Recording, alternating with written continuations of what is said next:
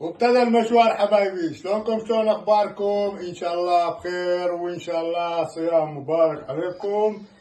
وراح نسويكم اليوم كبة الموصلية على مود تتعايدون بيها وتاكلوها بالهنا والشفا ان شاء الله يا ربي. كبتنا مكونة من جريش وبرغل ناعم ولحم مفروم ينخلط ويا البرغل والجريش. هذا اللحم لحم بقر درجة أولى، وعندنا لحم ملح، عندنا صودا، وراح نخلطهم كل المكونات. بس لازم يكون المي بارد، المي بارد حتى نخلط المكونات مالتنا، وبعدين نضربهم بالخلاط. راح نبلش بالجريش. الجريش على فكرة لازم يكون واحد بنص، يعني مثلا اذا تخلي كيلو لازم تخلي نص كيلو برغل ناعم. فاني خليت كيلو جريش ونص كيلو برغل ناعم، وبعدين راح نخلي اللحم كيلو. اني خليت كيلو لحم مفروم بس مشفى، يعني ما بي قطرة دهن، ما بي قطرة دهن. فهسه راح نحركهم شوية، ندعكهم، بس مو هالدعكة مثلا مثل الكبة الناعمة، لا. فلازم ندعكهم هالشكل، لان راح نخليهم بالمفرمة مال اللحم. بعد ما خلطناهم سوا راح نخلي الملح، راح نضيف عليهم الملح، وبعدين راح نضيف وياهم الصودا، وراح نجيب الماي ندير على كيفنا. فد قلاصين 3 ماي، مو هواية، لان راح ينضرب بالمفرمة مع اللحم.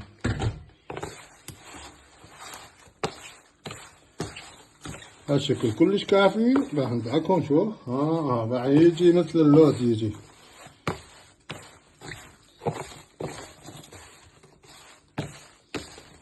وهسه اخوني احبابي واعزائي راح نضربهم بالمفرمة مع اللحم.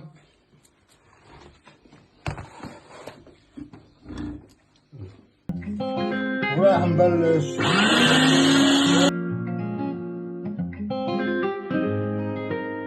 هسه حبايبي. ورا ما خلصنا فرم العجينة مالتنا مال كبة، طبعا سويناها مرتين. شوفوا شلون طلعت لوز. هاي خليناها على سطحها. راح نبلش نسوي القيمة مالتنا. هذا لحم، طبعا لحم مخلوط، يعني بيدين ولحم مال بقر، لحم مال غنم مشكل. ينطيك اذا تخلي شويه لحم مال غنم ينطيك شويه طعم يعني جدا جدا رائع ينطيك. والبصل طبعا قطعته اني من وقت تقطيع ايد، مو ماكينه. فخليته بالمصفايه وعصرته كل زين، طلع المي مالته، خليت شويه ملح عليه وطلع المي مالته كله. وراح نفرغه هسه.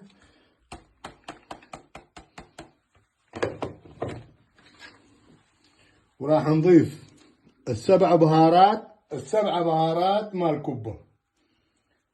السبع بهارات زائد الملح. طبعا ورا ما تخلون الملح وتخلطوهم لازم تذوقوها حتى تشوفون الملوحة مالتها. اذا خاف يطلع مالح بعدين حرامات، الكبة كلها تروح حرامات. واذا طلع فايت تضيفوا له شوية ملح، وكان الله يحب المحسنين.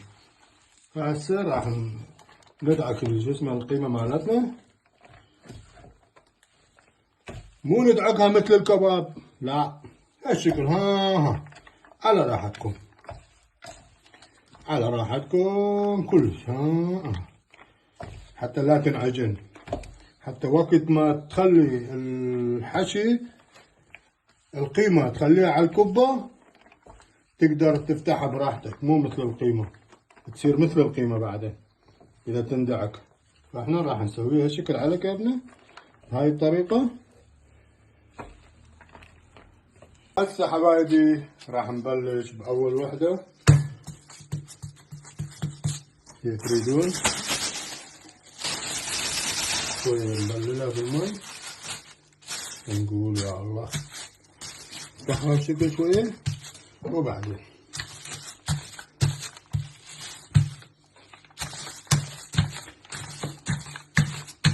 اكو عدة طرق. انا طبعا يعجبني بالبطل مع الفاين، بالبطل يجي احسن.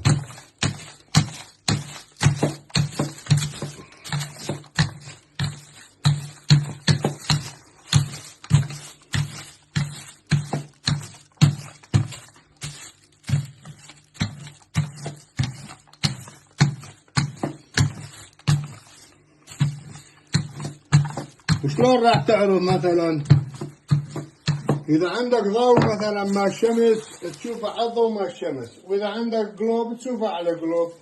شوفوا قوامها. وبالنسبة للتقطيع يصير قطع مع الجدرية 24 ناخذها على السوا.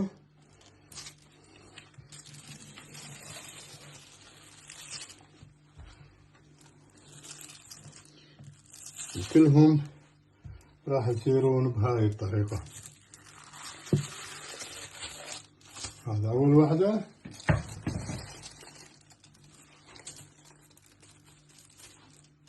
هاي خلصنا أول وحدة، راح نخليها على صفحة وراح نكمل الثانية. راح نجيب هاي لون الله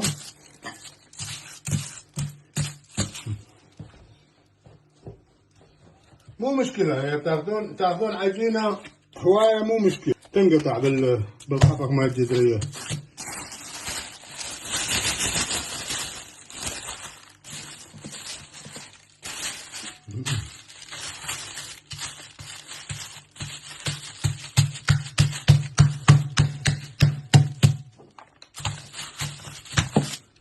طبعا أكلة الكبة يعني عبالك واحد من اللي يسوي كبة بلبل عبالك عنده عرس.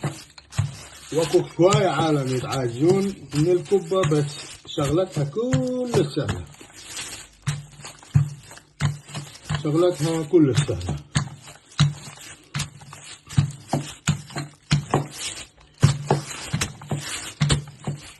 حبايبي اللي عنده اقتراح، اللي عنده سؤال، اللي عنده شيء خليه يكتب لنا ولا يدير باله، احنا مستعدين للجواب. وكل واحد يكتب من وين يتابعنا، لأن محتاجين دعمكم. هاي رقمتنا خلصت، نشوفها. هاي ما شاء الله شوي هنا.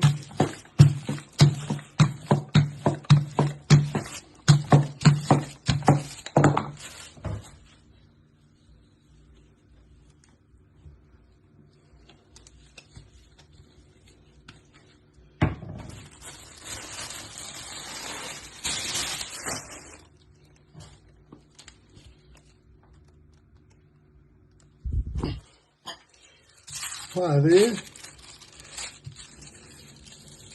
الثانية، يعني هسه كملت يمنا كبة كاملة، الفوقانية والتحتانية.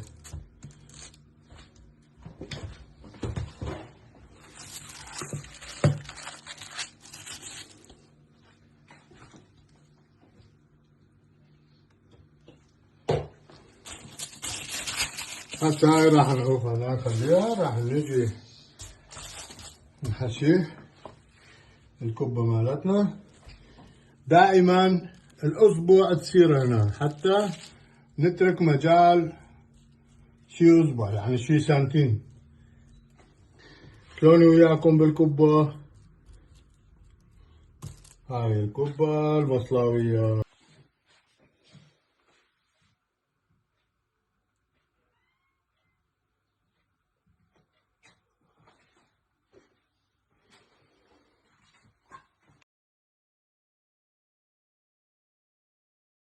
هاي الكبة المصلاوية. هسه شوفوا خلينا هذا تقريبا سنتين، وراح نجيب الطبقة الثانية راح نخليها على كيفنا، راح نبلش منه شي فوق شي.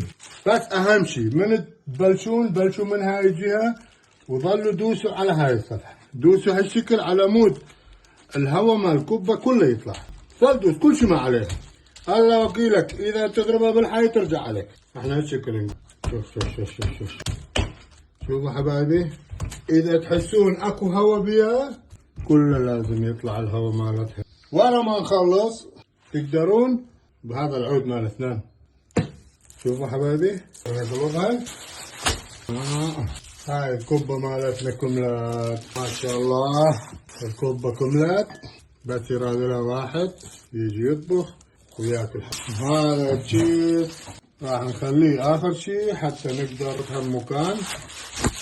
حبايبي رجعنا لكم بعد ما كملنا الكبة كلها ما شاء الله خير وبركة.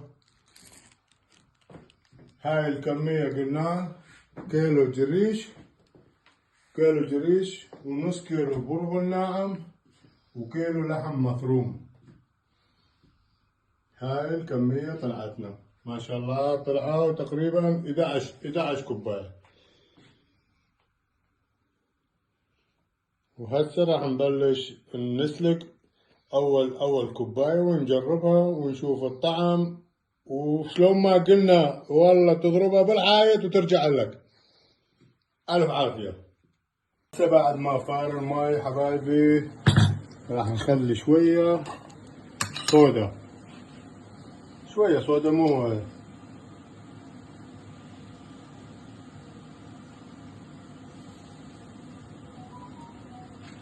بعد ما خلينا صودا نخلي شوية ملح همين.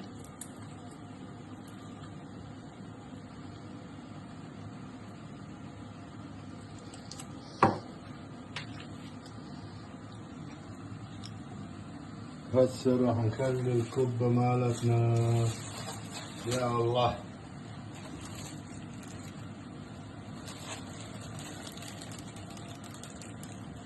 روح لا تفشلينا. ايش وقت نعرف بأنه استوت؟ راح تطوف الكوباية، راح تطوف تصير فوق. من تصير فوق تخليها شوية فد 5 دقايق الاخ تكون استوت. هسه حبايبي بدت الكوباية تطوف، بمعناه بدت تستوي. راح نتركها شوية بعد فد شي 5 دقايق تستوي سواء كامل.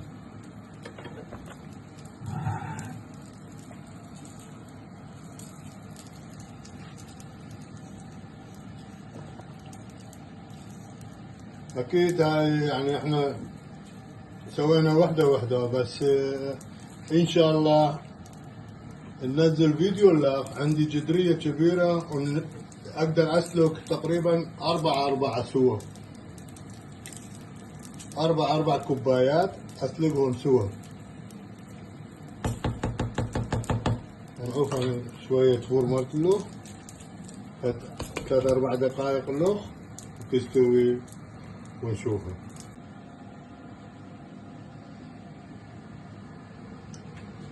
وبعد ما كملت الكوباية مالتنا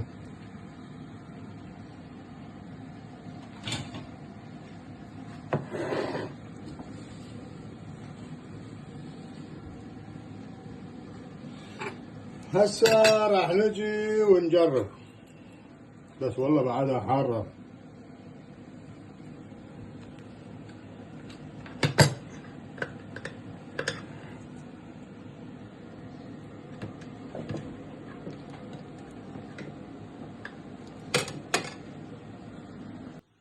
شوفوا حبايبي، شوفوا عبالكم ورق مال البصل.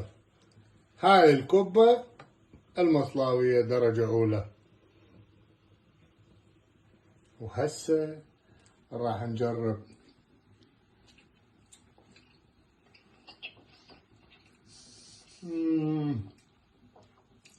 طعم خرافي والله، طعم خرافي.